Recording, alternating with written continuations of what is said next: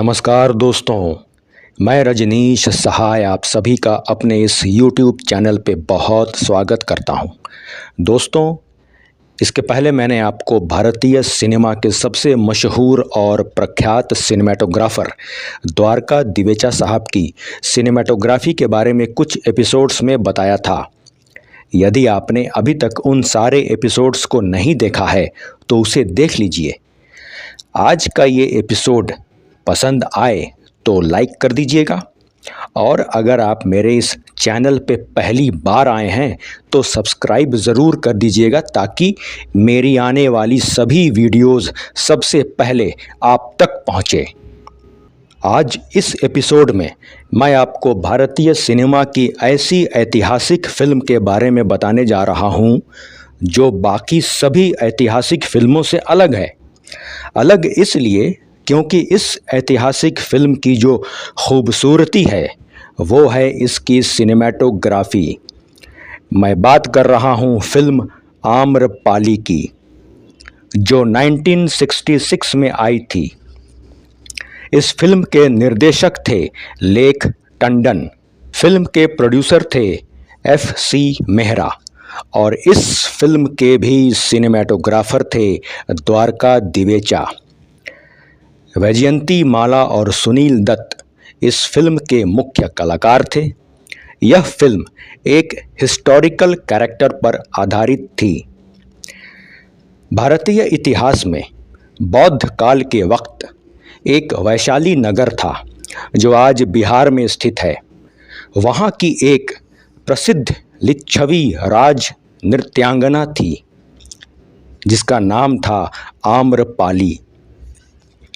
वह एक अत्यंत ही खूबसूरत और सुंदर कन्या थी जिसे समय के फेर ने नगर वधू बना दिया और बाद में वो महात्मा बुद्ध की शरण में जाकर भिक्षुणी बन गई थी। फिल्म में आम्रपाली का किरदार वैजयंती माला निभा रही थीं और सुनील दत्त राजा अजात शत्रु की भूमिका में थे। वैजयंती माला जी भी एक अत्यंत ही खूबसूरत और सशक्त अभिनेत्री थीं उस दौर की। फिल्म की शूटिंग मुंबई के अंधेरी ईस्ट में स्थित नटराज स्टूडियो में चल रही थी। शॉट रेडी था। दिवेचा साहब भी कैमरे का पोजीशन संभाले हुए थे। एक सीन शॉट के दौरान वैजयंती माला को कैमरामैन दिवेचा साहब के द्वारा दिए गए मार्किंग पर खड़े रहकर डायलॉग्स बोलने थे। वैजयंती माला उस मार्किंग से कभी आगे निकल जाया करती थीं तो कभी पीछे रह जाती थीं। एग्जैक्ट मार्किंग पर वो शॉट नहीं दे पा रही थीं।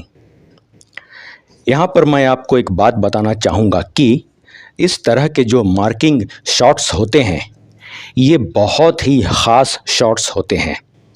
इस तरह के शॉट्स को फिल्माने के लिए कैमरामैन और एक्टर इन दोनों के बीच की जो टाइमिंग होती है उनका तालमेल होना बहुत ज़रूरी है। इसलिए इस तरह के शॉट्स मजे हुए कलाकार को ही दिए जाते हैं, हर किसी के वश की बात नहीं है। ऐसा इसलिए कह रहा हूँ क्योंकि मैं भी एक एक्टर हूँ और इस तरह के शॉट्स से भली भांति परिचित हूँ। खैर, वैजयंती माला उस दौर की भारतीय सिनेमा की नंबर 1 अभिनेत्री थीं। कई रीटेक्स हो गए पर वैजयंती माला परफेक्ट शॉट नहीं दे पा रही थीं। दिवेचा साहब से रहा नहीं गया और अंततः उन्हें गुस्सा आ गया और उन्होंने पूरी यूनिट के सामने वैजयंती माला को बहुत ज़ोर से डांट दिया और कुछ अपशब्द भी कह डाले। पूरे सेट पे एक सन्नाटा सा छा गया। सेट पर सुनील दत्त भी मौजूद थे। वैजयंती माला गुस्से में सेट छोड़कर मेकअप रूम में चली गईं और मेकअप रूम में उन्होंने फिल्म के प्रोड्यूसर FC मेहरा को बुलवाया और द्वारका दिवेचा को हटाकर इस फिल्म में किसी और कैमरामैन को रखने के लिए कहा। इस जिद पर वो अड़ गईं। FC मेहरा ने तुरंत ही वैजयंती माला को कह दिया कि एक प्रोड्यूसर होने के नाते एज ए हीरोइन मैं तुम्हें इस फिल्म से बाहर निकाल दूंगा, लेकिन सिनेमेटोग्राफर को मैं रिप्लेस नहीं करूंगा।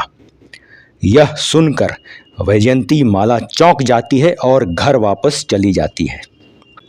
रात में सुनील दत्त ने वैजयंती माला को टेलीफोन किया और कहा कि द्वारका दिवेचा काम के वक्त थोड़ी सी भी लापरवाही बर्दाश्त नहीं करते हैं, ये उनके नेचर में है।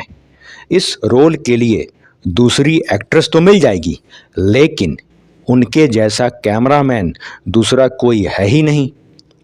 इसलिए किसी भी नतीजे पर पहुंचने से पहले एक बार सोचिएगा ज़रूर और कोई भी फैसला बहुत सोच समझकर शांति से लीजिएगा। अगले ही दिन बड़ी अदब से वैजयंती माला सेट पे आती हैं और द्वारका दिवेचा से माफ़ी मांगती हैं। बाद में शॉट के फुटेज देखकर वो काफ़ी खुश हो जाती हैं। फिर फिल्म की पूरी शूटिंग कंप्लीट हुई और जब ये फिल्म रिलीज़ हुई तो इस फिल्म ने भी इतिहास रच दिया। पूरी फिल्म की खूबसूरती इसकी सिनेमेटोग्राफी और फोटोग्राफी ही थी और यह फिल्म वैजयंती माला के फिल्मी करियर की माइलस्टोन फिल्म साबित हुई। इसके तुरंत बाद वैजयंती माला ने द्वारका दिवेचा की सिनेमेटोग्राफी में एक और फिल्म साइन किया जिसका नाम था प्रिंस, और ये फिल्म भी ब्लॉकबस्टर सुपर डुपर हिट हुई थी। इस फिल्म में वैजयंती माला के साथ शम्मी कपूर जी थे। इस फिल्म का भी एक बड़ा ही दिलचस्प वाकया है जिसे सुनकर आप लोगों को मज़ा आ जाएगा।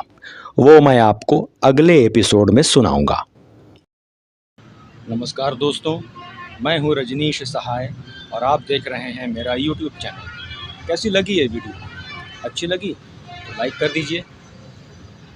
दोस्तों, फिल्में जब बनती हैं तो जो पर्दे पर दिखाई देते हैं उनका तो बहुत नाम होता है, लेकिन कुछ ऐसे चेहरे हैं जो पर्दे पर दिखाई नहीं देते, पर्दे के पीछे काम करते हैं। यदि वो न हो तो फिल्में बन ही नहीं सकती।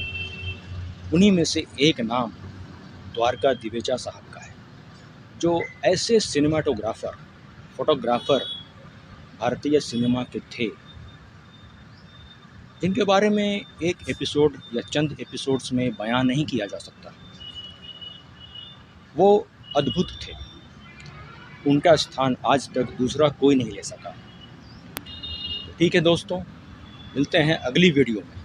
तब तक के लिए बहुत बहुत धन्यवाद और हाँ, अपना ख्याल रखिएगा। हाँ, अगर आप हमारे सब्सक्राइबर हैं तो बहुत बहुत धन्यवाद। यदि नहीं हैं तो जल्दी से सब्सक्राइब कीजिए और बगल में जो घंटी है ना उसे बजा दीजिए।